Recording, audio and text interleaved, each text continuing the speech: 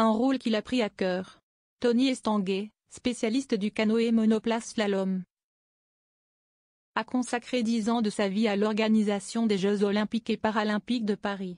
Samedi 30 novembre 2024. C'est face à Isabelle Iturrubú, pour les besoins de 50 Inside, sur TF1, que l'ancienne athlète de haut niveau s'est exprimée. J'ai vécu une aventure extraordinaire, un été inoubliable et forcément, je vais très bien. Je suis très heureux d'avoir vécu cette aventure et ça, on le doit aux Français, qui ont mis l'ambiance, la fête, c'était beau, c'était magique, s'est-il exclamé. Alors que la journaliste lui a demandé comment il vivait l'après, celui-ci a répondu, il y a eu un ascenseur émotionnel très fort. Mais pas de nostalgie non plus. Aujourd'hui, je suis plutôt très heureux de l'avoir vécu. D'y avoir contribué et maintenant de récupérer parce que j'ai quand même un peu tiré sur la corde.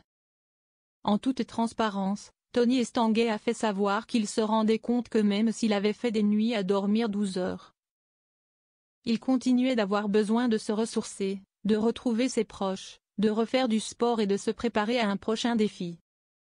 Je vais avoir besoin de retrouver cette adrénaline, a-t-il assuré. Tony Estanguet, les choix, je les assume. Interrogé par la compagne de Maxime Nucci sur la façon dont il avait géré la redescente, celui qui a fait les gros titres cet été grâce aux Jeux de Paris 2024 a expliqué. J'ai toujours travaillé avec beaucoup de gens autour de moi, je pense que c'est une chance de pouvoir mettre des mots sur ce qu'on éprouve.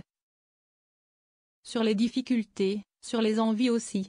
Qu'on soit sportif ou qu'on soit dirigeant, on a besoin d'être complètement bien dans ses baskets et à la bonne place.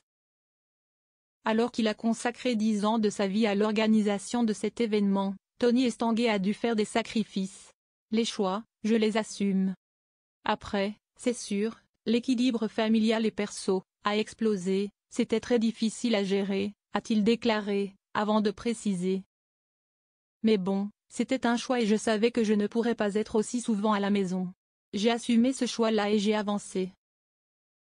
Aujourd'hui, encore une fois, je suis bien dans ma peau, je vis des choses extraordinaires à titre perso et donc tout va bien.